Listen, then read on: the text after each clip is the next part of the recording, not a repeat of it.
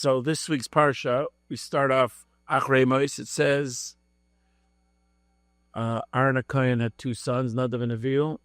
Really quickly, the story goes that it was the 8th day of the inauguration of the Mishkan, the tabernacle. And on the 8th day, Nadav and Avihu, two of Aaron's sons, walk into the Holy of Holies, which no one was really allowed to go in. They went in anyways. They were Kahanim. And with them, they brought Ketairos, incense. And when they came in, the story goes that a fire from heaven came and burned them on the spot. That's the story. It talks about it in Parsha Shmini. Over there it says that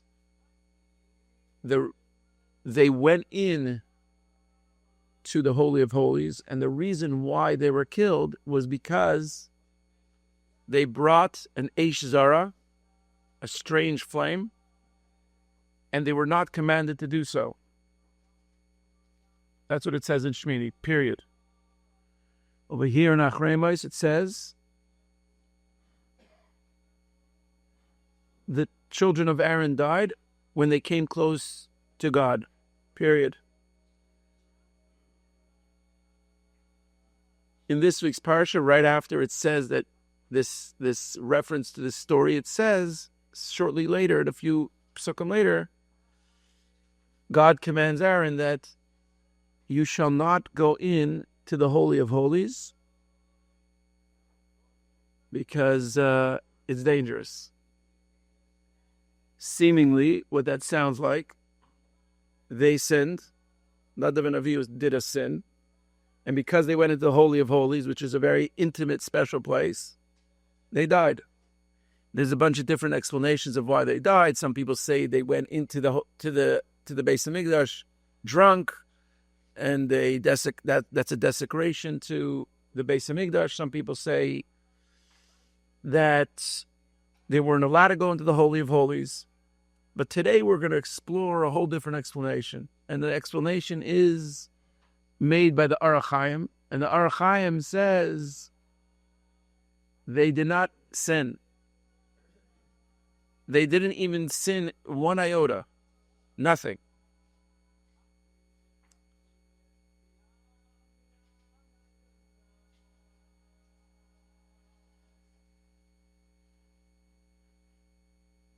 And not only that, to prove that, Hashem said to Moshe,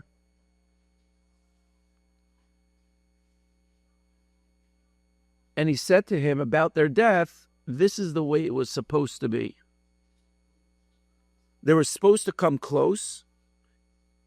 They came close to this higher light because of their love for the intimate holiness, and because of this, and that's how they died.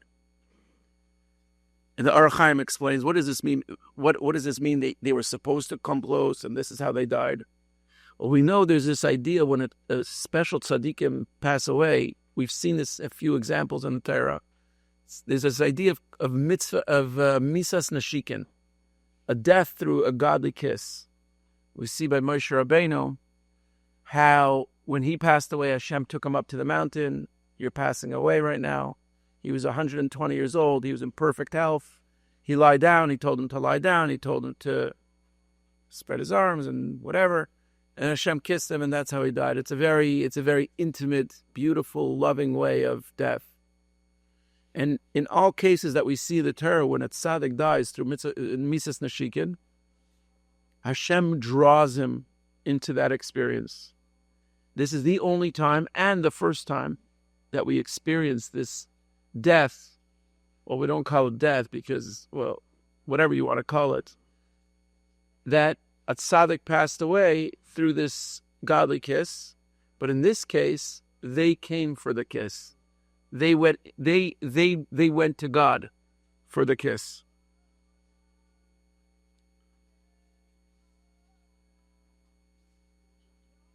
And the reason why we say this story before the warning of not going to the Holy of Holies is not from a negative place. It's from a positive place. These tzaddikim had to do it for whatever reason, and the Rebbe is going to discuss it. But regular Joe Schmoes don't, they say the magician does a trick with the fire or the swords. Don't try this at home. It's not a bad thing. Yeah, he's performing. He's juggling swords. He's pouring fire down his throat with breathing fire. Don't try this at home. And that is the same thing. From a positive place, there was something so intimate and so holy that they did it. Only they did. But don't try this at home.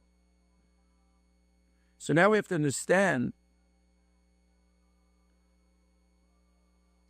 okay, so it's not a sin. So then what does it mean in Parsha Shmini that they offered this strange fire and they weren't commanded? So seemingly they did a sin. They did something wrong.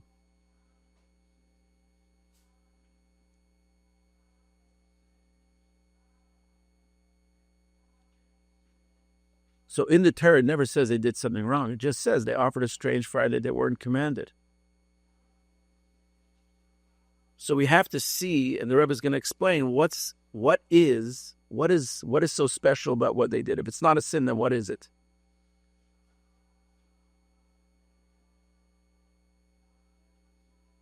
And we even see that they merited to get this godly kiss. Very few people historically have ever got this kiss.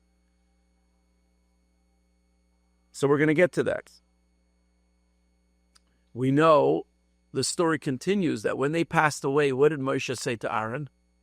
He turned to Aaron, Akai, his brother, and he said, I knew this was going to happen. I knew something like this was going to happen. What did he say? I knew that it had to be the holiest people. I thought it would be me or you. Now I see that they were holier than us, which shows you even more that it wasn't a sin.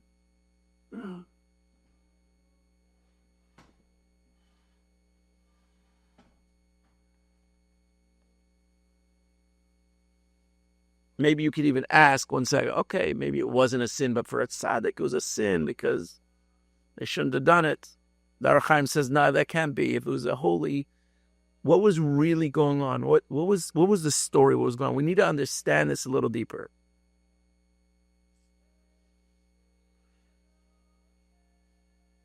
And you can't say that the reason why they died was to show the Jews the sanctity of God. Like, look, you go into the Holy of Holies, this is what's going to happen. Whoa, and the Jews get blown away, so scared.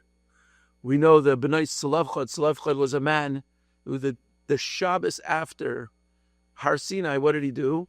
He went out and chopped wood. And why did he chop wood? So that he was put to death. Why did he do that? He knew he was going to be put to death. He wanted to show the Yidden that if you were B'chal Shabbos, you're going to be put to death. So he did it, this is one shot. He did it al Kiddush Hashem, just to show people, if you do this, watch what's going to happen. So that's not the case in this scenario. That's not the case because it's a heavenly kiss. There's something much deeper that's going on.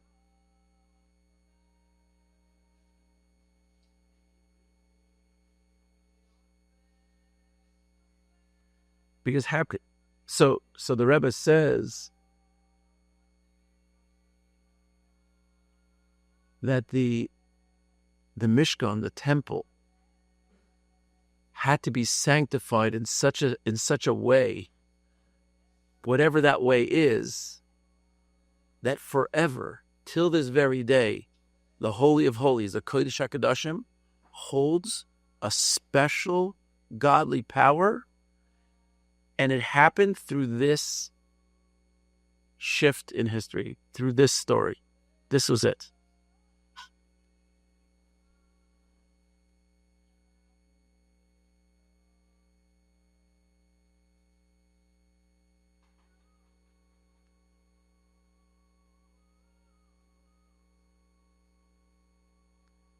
So what do we have to say? That it was the 8th day after 7 days of bringing sacrifices. We saw Hashem's fire come down. It was awesome. It was amazing. People were flipping out. They saw pure miracles. It wasn't just miracles happening. It was Kahanim bringing. It was much more intentional. Kahanim bringing a sacrifice on the Mizbeach of fire. Bam.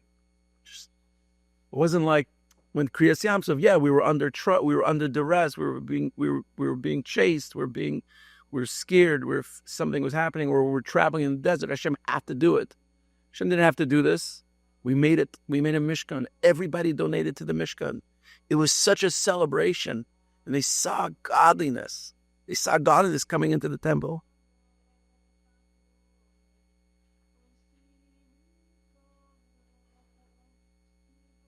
So when Moshe said to Aaron, they were greater than me and you, what he was referencing is that Nadav and Avihu reached such a high spiritual level that finally by the 8th day, they were feeling so much love to God.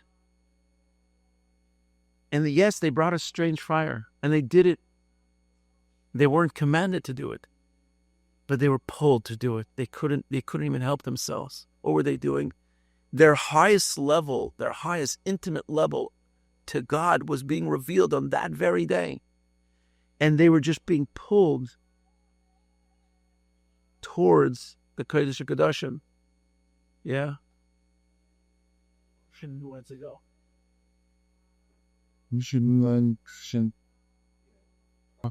See, it's 30 years times baseball. Say, feels to me, it suggests we am stuff true that we were would be and you sure are that it were also at this level within either the uses. This would be destiny for it. Yeah. In a certain sense, they knew that this was their destiny. The destiny was that the actual temple had to be sanctified. What's sanctified? That had to be this holy union between the Yidden and Hashem.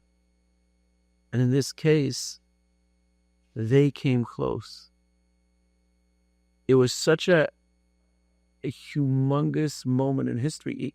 Hashem couldn't command them to do it. It had to come from a devekus. Had to come from such intimacy. They just did it on your own. Hashem couldn't command them to do it. And it was a strange fire because this is a fire that never will existed or never exists. Yes, it was strange. So not in the negative, but in the positive. It was strange and they weren't commanded. Absolutely. Because it was such a high level of service that either could be done or not be done. It wasn't, Hashem couldn't command them to do it. And through that experience, the Mishkan and the future Beis Hamikdash, till this very day, the place was sanctified. Not just the people, the place was sanctified.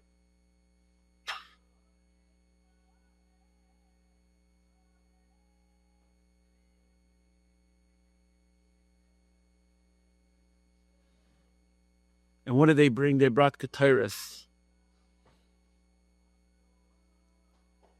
They brought Ketairos.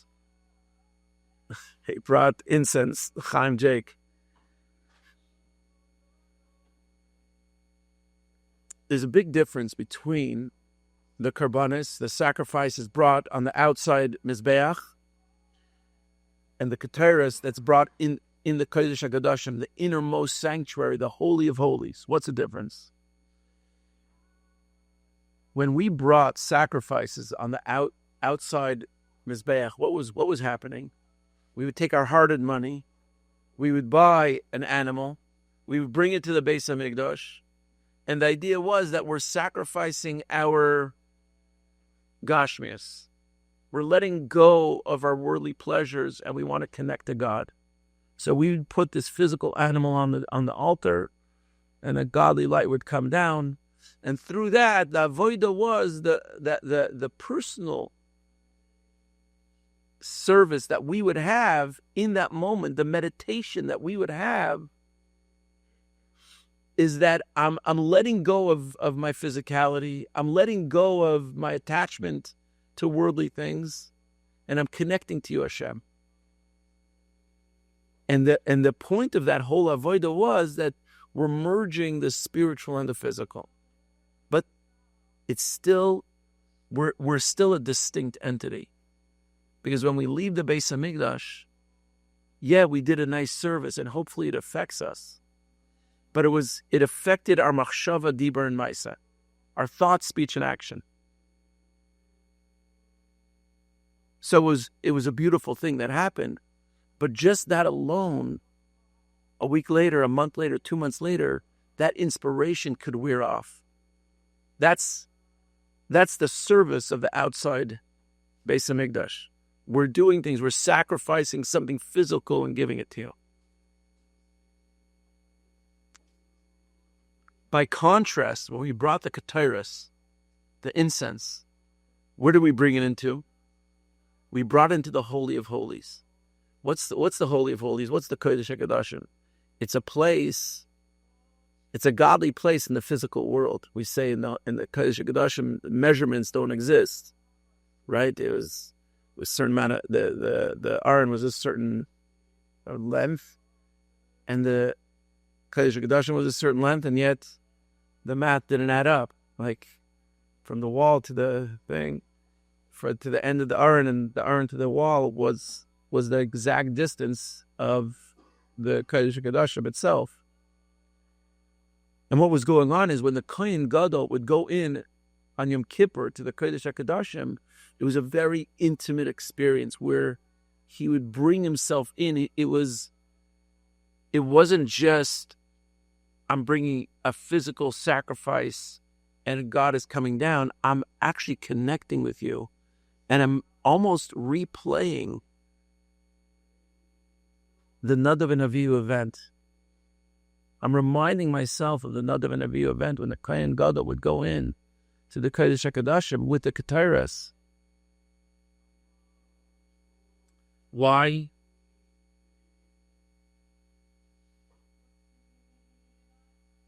Because the Kohen Gadol and Nadav and Avihu had a hiskashrus. They had such, what's hiskashrus? We actually mentioned this last week. Hiskashrus is this connection. It's a bond. It's a bond that can never be severed. It's one. It's impossible to break from. I'm so attached to you, God. I'm so connected to you that my intuition is everything about you. Whatever you want, I am.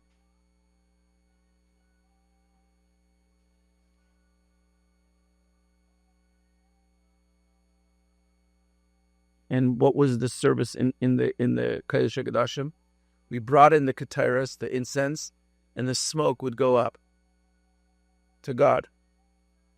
So there was us coming close to Hashem and connecting with Hashem.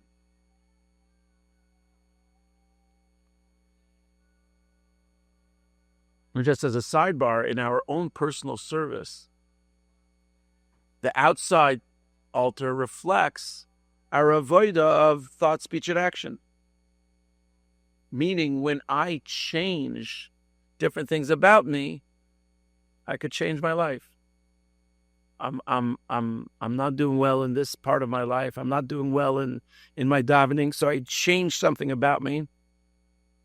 And therefore, I start connecting with Hashem in a more refined, more holy way. which is Moshe Torah, which is Moshe Shulchan Aruch. But then what Chassidus says, there's an inner altar, there's an inner Mizbeach. And what does that reflect? That reflects the inner connection that we have with Hashem. And how do we reveal this? We reveal this by learning Chassidus. We reveal this by meditating on God. And then we're revealing our innermost dimensions of our soul. And when I start revealing this, how do I reveal this? A friend called me the other day. He says, "Now, but what was so special about the Rebbe? Why can't you be just like the Rebbe?" In a certain sense, the Rebbe was a dogma chaya that we could do everything the Rebbe does. But what was so special about the Rebbe? He tells me, or any tzaddik.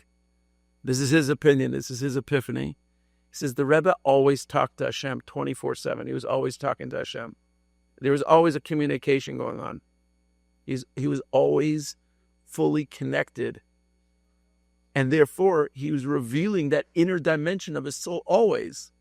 So he didn't have to work hard to do anything. It wasn't hard for him to do a mitzvah. It wasn't hard for him to daven. It wasn't hard for him to learn, because he was always in constant communication. So when you're in constant communication with someone that you love so much, you're always connected. When you're in constant communication with your creator, imagine, this is my creator, God's my creator, and you're 24/7 in connection with your creator. You don't have to pull yourself out of bed to go daven. You're jumping out of bed. It's natural.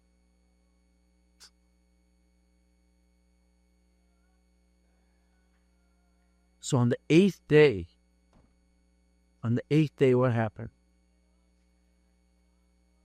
That inner dimensions of Nadav and Avihu's soul was shining so brightly that it just motivated them to go and bring Keteris. And in that way, they bonded with Hashem with such an intense closeness and a clinging.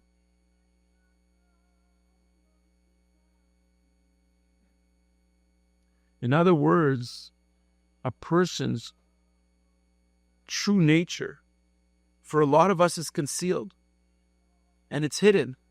But every Jew has this. Every Jew has this innate nature to connect to God. And all we have to do is reveal it.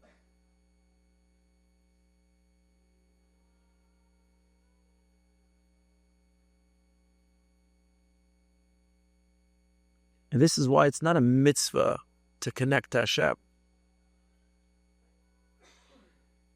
It's something that's intuitive. It's something that you have and we want to work on.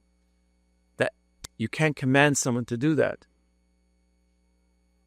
Just like we couldn't command Nadav and Avihu to go do what they did, that special act.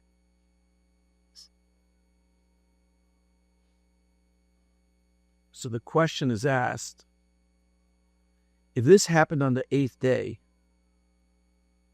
after they already offered sacrifices, and after we saw the godly fire come down,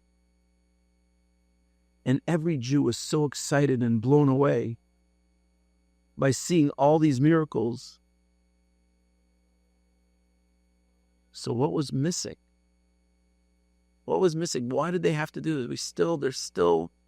We saw God. God was everywhere. There was miracles. God was coming down. Like, that's all I needed.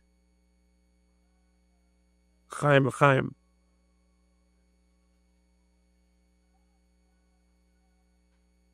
I remember a few years ago,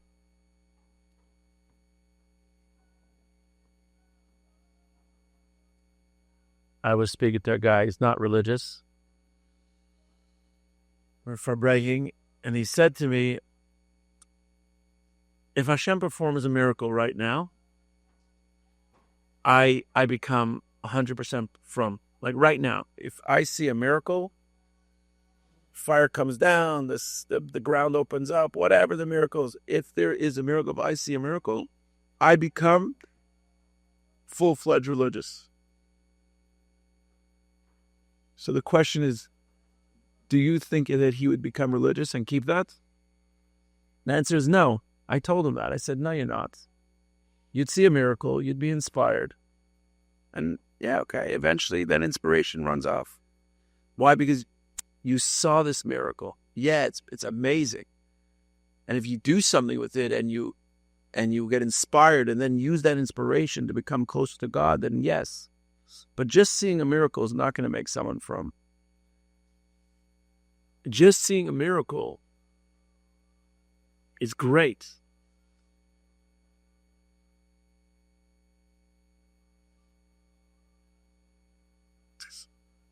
So l'chaim, let's take l'chaim's. Let's l'chaim's. Carbon is to come close, but it's me coming close to you. Keteres is a skashrus. There's no two entities. It's one entity.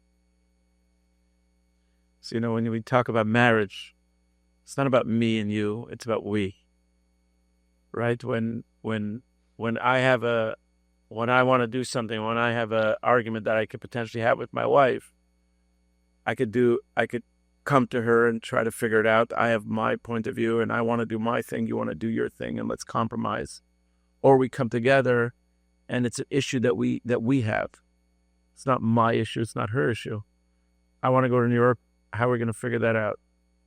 You want to go out with your friends, or you want this to happen or that to happen. How are we going to figure this out together? So there's a difference in the way you approach everything. Is it from a place of kiruv, which there's two entities still, or is it a place that it's a skashrus, that we're one entity? That's a sidebar. So now we can understand more why Moshe said to his brother, I knew that the temple would be sanctified by someone. I just didn't know if it was going to be me, or I thought it was going to be me or you.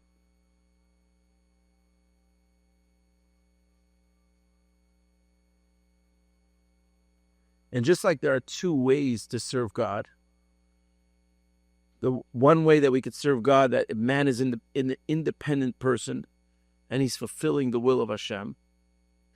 And two, the man attaches himself to Hashem until he becomes one with Hashem. And that's the whole chiddush of Chassidus. People didn't understand it. When Chassidus came around, the whole idea of Chassidus was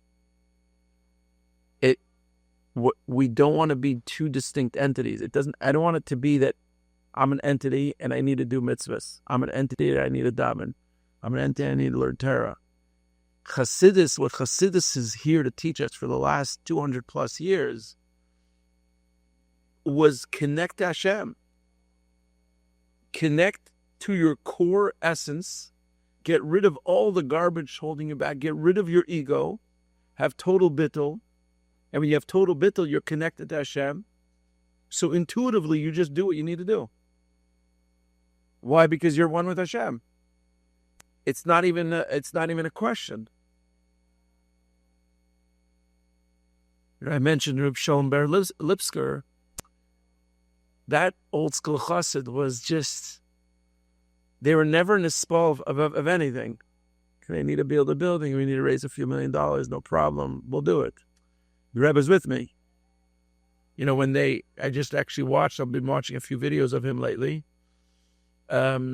Before they went on Shlichus, so they went to the Rebbe, and the Rebbe, they were going to Miami. And Rabbi Lipsker's wife she didn't want to go. She was comfortable in Crown Heights. She had friends. It was nice. You're going on Shlichus to Miami. You're going to have to move into an apartment. You're going to have to find Jews. And you're going to have to find money. And it's not easy. It's not easy starting up and going on Shlichus. So they were sort of expressing this to the Rebbe. And the Rebbe says, I'm going with you. I'm with you. And the Rebbe also said, but go with simcha.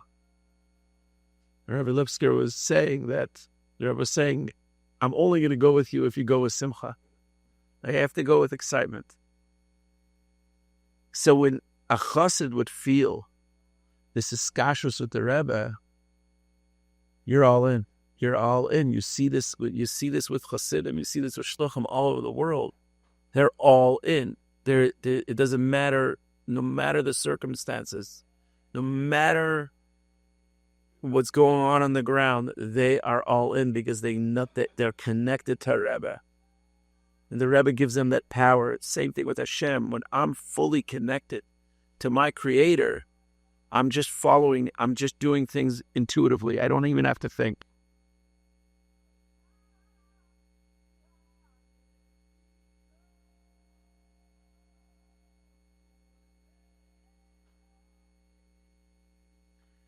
So during the first 7 days, you could see there was the people, the sacrifices, and then the godly fire that came down.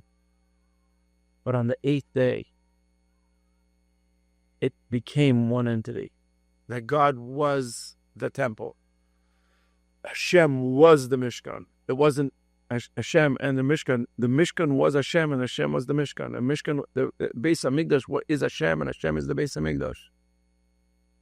Just like when you're Mekusha to the Rebbe, you are the Rebbe. The Rebbe is you, you are the Rebbe. I'm with you.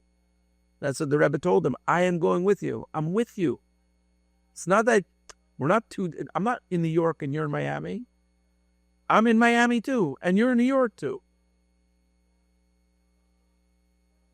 That's what Chassidus brought to the world. That's what Chassidus is continuing to bring to the world. That you don't do things because the Torah says you have to do it. Okay, that's a nice level. But really connect to yourself. Connect and be humble. Let go of your ego. That's the Chassidus talks about day and night. That's the whole thrust of Chassidus.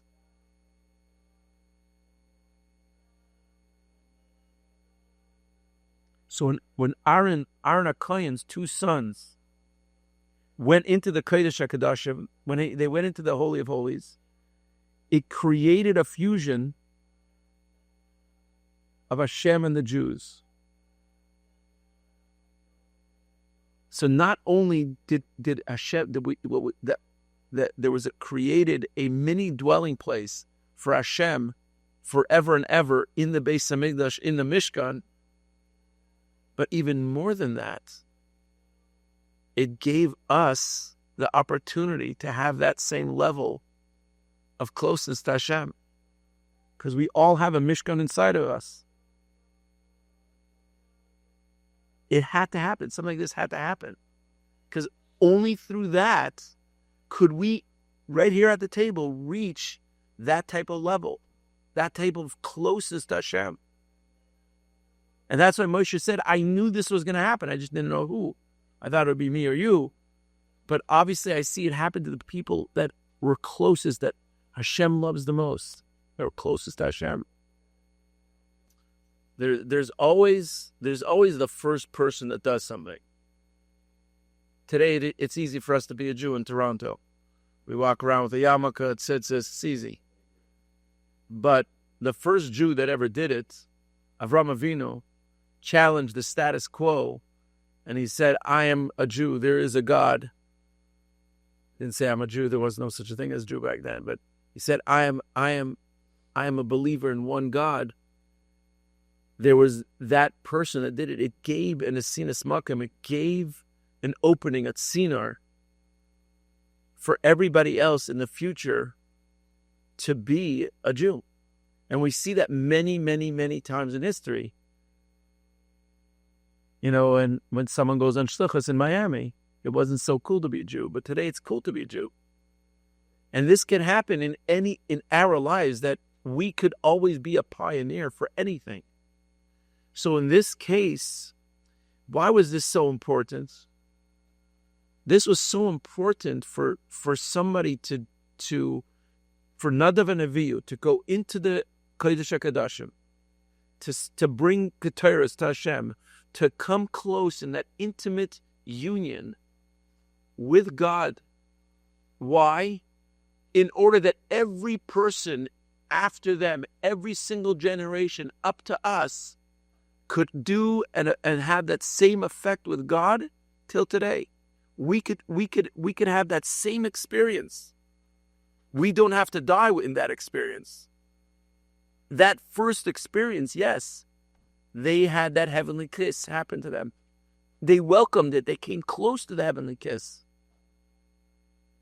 But what they did for the world, that what they did for us, this is how Mashiach is going to come. They gave us the opportunity that we could connect to God. Good answer. The only way that we could come to this level was through us going to Mitzrayim first. Meaning the only way that I'm going to reach my greatness is when I'm challenged at my deepest core. And how did that happen? In Mitzrayim, we were at the lowest of the low. Imagine in your own life, when you're at the lowest of the lows. Yes. You know, when you throw a ball against the wall, right? The harder you throw it, the farther it's going to go. Right? It's this concept of ratzi v'shuv. The harder it's going to bounce back. Well, the farther. Meaning, the deeper you get challenged. If you could come out of the challenge, the higher you're going to go. We have Since that time. Okay, let's talk practical. Let's talk practical. The practicality of it is, if you're in a very low state in your life, yeah, and you get this inspiration, right? You're in a low state. You're in your own Mitzrayim. You come out of Mitzrayim. You work through something, and you're building yourself up, and you finally hit. This shift happens in you, that you pop out of the darkness. Yeah, that shift is, you feel the shift for a moment, but your whole life has changed forever. Meaning, when I feel that pure, unadulterated, intimate connection with God, that moment lasts forever. Because my intuition, my value system, my every step, every breath I take is totally devoted in the same direction, in a godly direction. Look at Shluchim. Like I said, look at Rav Sholem Ber Lipsker. Every step he took was a godly step. Why? Because he had one yechidus with the Rebbe. That one moment, what's Yechidus? Yechidus is intimacy. What's pure intimacy? Pure intimacy is a connection that leaves a mark forever. Meaning, when a parent creates a child, yeah, it's one moment, right? It's an act of love in one moment. And it's a very pleasurable, very high, unbelievable experience. In that moment, one moment, you create a child that's going to change the world. And seemingly that is the rhythm of creation. That's the rhythm of connection. To always be in that rhythm. To stay in that pattern. That's what I'm saying, is if you're always talk to Hashem every day, every moment of the day. You're going through a tough time. You're trying to make it financially. You're having issues with your kids. You're having issues with your wife. Okay, just talk to Hashem. Just keep talking. Keep working through it. Keep trying to connect. Keep trying to connect. And all Hashem wants is an intimate relationship. That in every moment, I want you to know that I'm with you.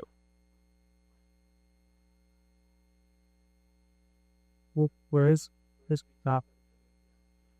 Where top of local line? That is bitachon. Bitachon. What Hashem wants, relationship. That's bitachon. Hashem wants you to talk to Him daily. Hashem wants you to communicate with Him every second. He wants to know, no matter what you're going through, I am there with you. I want you to know that I am with you.